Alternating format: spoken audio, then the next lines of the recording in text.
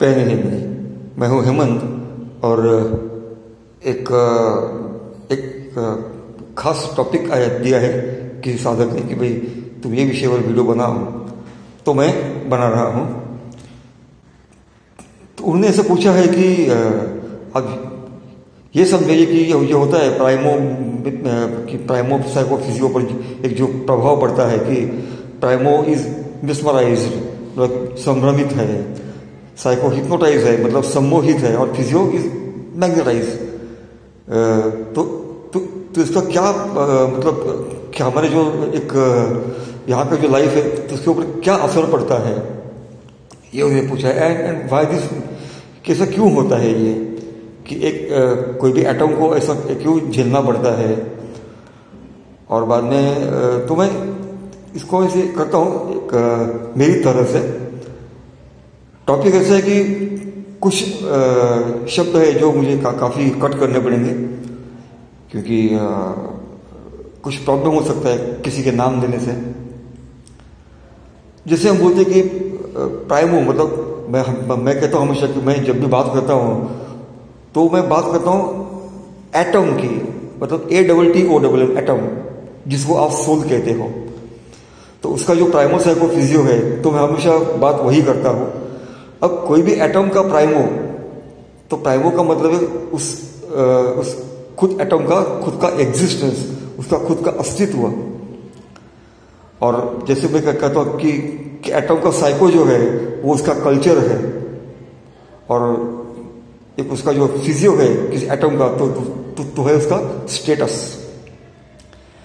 अब जब यही मतलब, और यही हम बात करेंगे किसी एटम प्राइमो की, साइको की, फिजियो की, तो एटम प्राइमो का होता है कैलिबर, मतलब उसकी एक ताकत, उसकी एक क्या बोलेंगे, एक सक्षमता, बोलो कैलिबर उसका बेसिक उसका। बाद में एटम साइको का होता है कैपेसिटी, और कोई भी एटम फिजियो का होता है कैपेबिलिटी। अब यहाँ पे तीन बातें आती है कि एटम का प्राइमो के तीन निकले कि उसका खुद का एग्जिस्टेंस, कैलिबर, लेकिन वही जो उसका खुद का एग्जिस्टेंस और कैलिबर है वो कैसे है, तो एटम प्राइमो इज मिसमराइज्ड, मतलब वो संभ्रमित है। तो खुद के एग्जिस्टेंस के लिए भी वो संभ्रमित है और खुद के कैलिबर के लिए भी वो संभ्रमित है। तो खुद का एग्जिस्टेंस क्या है, क्यों है, तो ये उसका बेसिक उसका है, जिसको बोलते हैं उसका मेस्मेरिज्म, संभ्रम है उसका। और उसका कैलिबर जो भी है, जैसे मैंने समझाया है कि अगर वो कॉस्मिक एटम है तो उसका CS नो एंड कैलिबर है, अगर पैरा एटम है तो उसका PR नो एंड कैलिबर है, और डार्क एटम है तो उसका DV नो एंड कैलिबर है। खैर ये सब साइंटिफिक छोड़िए, मैं जो बोलता हूँ सब देखिए। तो एटम का प्राइमो मतलब उसका खुद का एग्जिस्टेंस और उसका कैलिबर, ये मेस्मराइज मतलब संभ्रमित होने की वजह से वो खुद के एग्जिस्टेंस को प्रॉपरली जान नहीं सकता, स्वीकार नहीं सकता, और अगर कोई उसे कुछ राह दिखाए तो वो ठीक से पकड़ नहीं सकता। और अगर मान लीजिए कि उसे वो पकड़ भी लिया तो उसका कैलिबर वो फिर भी संभ्रमित है, तो वो खुद के कैलिबर को पूरी तरह से यूज नहीं कर सकता। तो ये होगी किसी एटम प्राइमो की बात की, जो कि उसका खुद का एग्जिस्टेंस, उसका खुद का calibre due to its primo mesmerism वो प्रॉपरली उसको यूज नहीं कर सकता। अब आते हैं कि एटम साइको पर।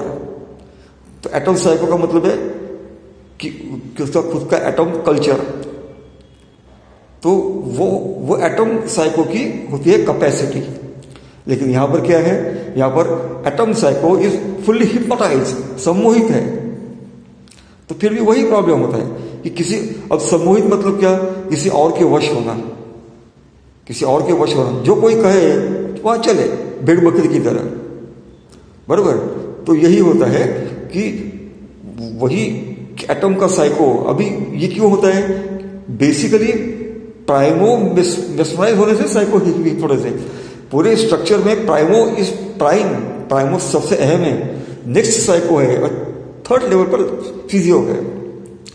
तो एटम का साइको मतलब उसका कल्चर सम्मोहित होने की वजह से फुल हिप्नोटाइज, खुद को क्या करने वालों में नहीं है, कोई भी कुछ भी कहे चल दिए। तो ये होता है प्रभाव साइको का फुल्ली सम्मोहित होने की वजह से उसकी खुद की कैपेसिटी को, मतलब उसके खुद के कल्चर को, एज एटम मैं बात कर रहा हूँ, यहाँ के कॉस्मिक बॉडी कल्चर की बात नहीं कर रहा हूँ, खुद का एटम कल्चर जो है एज एटम वो जान नहीं पाता है। और अगेन कि वो एटम साइको सम्मोहित होने की, मतलब फुल्ली हिप्नोटाइज होने की वजह से खुद की साइको कैपेसिटी को वो फुल्ली एक्सप्लोर नहीं कर पाता है, इसको जान नहीं पाता है, उसको उसका प्रॉपरली यूज नहीं कर पाता है।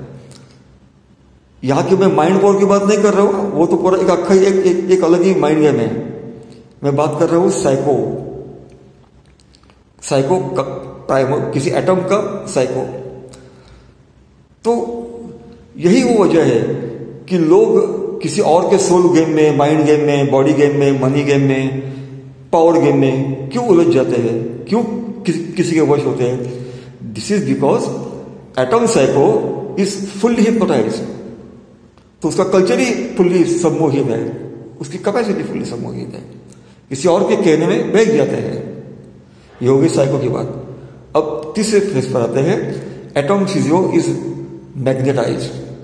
अब एटम का फिजियो मतलब क्या, तो उसका स्टेटस एज एन एटम। मैं यहाँ की बॉडी की बात नहीं करता हूँ, अमीर गरीब, नहीं, मैं एटम के स्टेटस की बात करता हूँ एज एन एटम, कि वो कॉस्मिक एटम है, पैरा एटम है, डार्क एटम है, तो ये हो गया उसका स्टेटस। ऐसी बात है ये। तो वो अब तो फिजियो का मतलब स्टेटस। अब स्टेटस की होती है कैपेबिलिटी, लेकिन वो फुल्ली मैग्नेटाइज है, चुंबकित है। कहां से चुंबकित है, खुद को बॉडी बेस समझने में, और खुद का स्टेटस बॉडी बेस समझते हैं। मतलब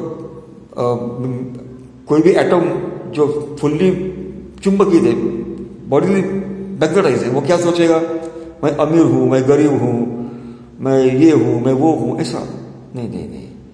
एटम का स्टेटस मतलब कि मैं एटम हूं, बॉडी नहीं हूं, ये वो पकड़ नहीं पाता। मतलब ये उसकी समझ जो है ये वो छोड़ नहीं पाता है।